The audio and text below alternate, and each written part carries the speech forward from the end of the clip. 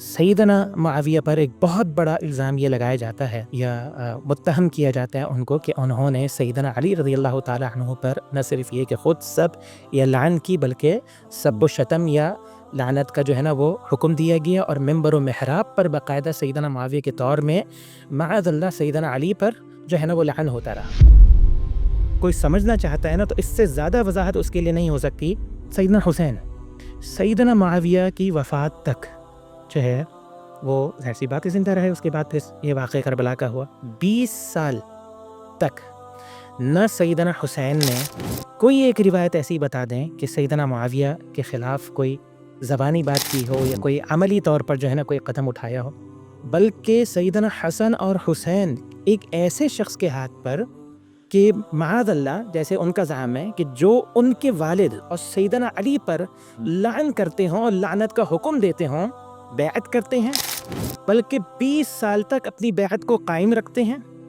اور ان سے وظیفہ بھی لیتے ہیں، ان کی عمارت کے اندر جو ہے نا معرکوں کے اندر شریک بھی ہوتے ہیں۔ اور کوئی ایسا واقعہ ہمیں نہیں ملتا سیدنا معاویہ، جیسا کہ آپ نے کہا کہ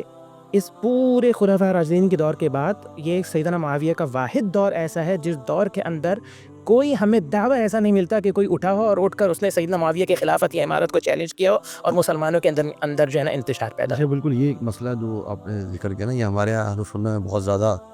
اس کو اٹھایا گیا ہے، اور سیدنا معاویہ رضی اللہ عنہ کے اوپر بڑی جو ہے وہ تنقید آپ کہہ لیں یا ایک لحاظ سے ان کا ایک فضیلت کو ختم کرنا، اور ان کو بالکل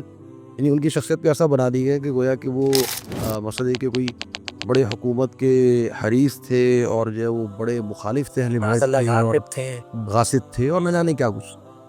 اب وہ چند روایات جیسے صحیح مسلم کی ایک روایت ہے سعد بن ابی وقاص سے جو ان کی گفتگو ہوئی یا ہمارے انجینئر صاحب جو ہیں وہ آپ کو بسا اوقات پھیلاتے ہیں اور اسی سے مغالطہ ہوا ہمارے بہت سے لوگوں کو۔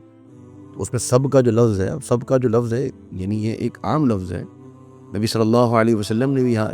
یہ حدیث موجود ہے کہ اے اللہ جس کو میں نے سب کی ہو، ایما مؤمن سبب تو ہو، یہ الفاظ موجود ہیں، جس کو بھی میں نے سب کی ہو تو یا اللہ میری سب جو ہے اس کے باعث میں اس کو باعث رحمت بنا اور مغفرت بنا۔ اس کا مطلب کیا ہوا کہ یعنی کیا اس کا مطلب یہ کہ نبی صلی اللہ علیہ وسلم معاذ اللہ کوئی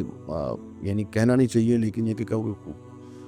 گالی دینے والے تھے یا کوئی لعن طعن کرنے والے تھے؟ ہمارے تو اس کا ترجمہ خالی گالی ہی کر دیا، اور کہتے ہیں کہ ممبروں نے گالیاں دی اور پھر دلیل کے طور پہ یہ الفاظ استعمال کرتے ہیں۔ ہاں، جبکہ یہ جس طرح نے ذکر کیا اور باقاعدہ شیخ عربی لغت کی کتابوں میں دیکھا جا سکتا ہے کہ کسی کو برا کہنے کے اندر سب آتا ہے۔ اب اگر الفاظ اتنے بڑے نوعیت کے ہیں تو ظاہر سی بات ہے برا کہنا تو ہوتا ہے ایک دوسرے۔ میرے پاس صرف نوجوان کبھی بسا اوقات آتے ہیں یہ شبہ لے کے نا، تو میں ان سے کہتا ہوں کہ بھائی آپ ایک بات بتاؤ، اگر آپ کے والد کو ممبر پہ کھڑا ہو کے میں گالیاں دوں آپ چھوڑیں گے مجھے؟ کہتے نہیں ہم نہیں چھوڑیں گے۔ تو میں نے کہا بھائی آپ کیسے تصور کر سکتے ہیں کہ جناب حسن اور حسین جن سے غیرت مند شخصیت جی ہاں بالکل، اور ان کے والد کو معاذ اللہ برسر ممبر صرف ایک ممبر پر نہیں سارے ممبروں پر پوری ریاست اسلامیہ میں باقاعدہ حکم کے ساتھ گالیاں دی جا رہی ہوں اور جناب حسن حسین خاموشی سے بیٹھے ہوں؟ اب یہاں بڑی عجیب سی بات ہوتی ہے، وہ بسا اوقات مجھے جواب دیتے کہ جی وہ خوف تھا حکومت کا یا تقیہ کرتے تھے۔ نہیں معاذ اللہ آپ نے ان شخصیات کو کیا سمجھ لیا ہے؟ یعنی آپ ان سے زیادہ بہادر ہیں، یعنی معاذ اللہ وہ ڈرپوک تھے، یعنی مطلب آپ کیا سوچ رہے ہیں؟ سیدنا حسین نے شہادت دے دی ہاں، اور آپ ان کے بارے میں یہ کہہ رہے ہیں کہ وہ ڈرپوک تھے۔ اسی لیے ہم یہ بات کرتے ہیں عموماً کہ صحابہ کے بارے میں جو باتیں کی جاتی ہیں اس کے نتیجے کے طور میں اہل بیت پر اس سے بڑا اعتراض وارد ہو جاتا ہے۔ یقینا آپ جناب معاویہ کے بارے میں جو یہ بات کر رہے ہیں کہ جناب معاویہ رضی اللہ عنہ نے سب کا حکم دیا، یعنی لعن طعن کا یا گالیاں دینے کا نعوذ باللہ حکم دیا، تو اس پہ سوال یہ وارد ہوتا ہے کہ جناب حسین اور جناب حسن کیا کر رہے تھے؟ ان کی اولادیں جو موجود تھیں وہ کیا کر رہی تھیں؟ دیگر اہل بیت موجود تھے وہ کیا کر رہے تھے؟ اب پھر روایت کے الفاظ میں بھی شیخ نا ہیر پھیر ہوتی ہے۔ اب اس کا صحیح مسلم کا میں ذکر کیا، خالی میں وضاحت کر دوں اس میں الفاظ کیسے ہیں۔ ما منعک ان تصب ابا ترا، وہ خلافت میں ہے، دیکھ رہے ہیں کہ شام کے اندر لوگ جو ہیں وہ کوفہ والوں کو پسند نہیں کر رہے ہوتے ہیں، ان کے تعلق سے کچھ غلط فہمیاں یا بات مستقبل الفاظ بھی کہتے ہوں، اختلافات جنگ پر جب پہنچ گئے ہیں تو یقیناً ایک دوسرے کے لیے محبت والے الفاظ تو نہیں کہہ رہے ہوں گے، لیکن میں نے تمہیں نہیں دیکھا کبھی کہ تم کچھ ان کو برا والا کہتے ہو. یہ الفاظ ہے. اور انہوں نے کہا بھی کہ میرے تفسیر میں اللہ کے نبی صلی اللہ علیہ وسلم کو ان کے مناقب بیان کرتے ہوئے سنا, جی فلاں فلاں فلاں تھی میاں تو اس کے بعد سے میں کیسے ان کے بارے میں کچھ برا کہہ سکتا ہوں. تو یہ برا کے معنی میں ہی ہے. اور انہوں نے ان سے خالی ایک سوال کیا, بھی نہیں کہا کہ ابھی برا کہو, کہا تھا کہ ابھی کچھ برا کہہ دو. اور برا کہنے سے معنی یہ نہیں کہ معاذ اللہ ان کو کوئی گالیاں دینی ہے. برا کہنے کا معنی یہ ہے رواجی کہ ان کے ہم یہ سمجھ, یعنی اہل شام یہ سمجھتے تھے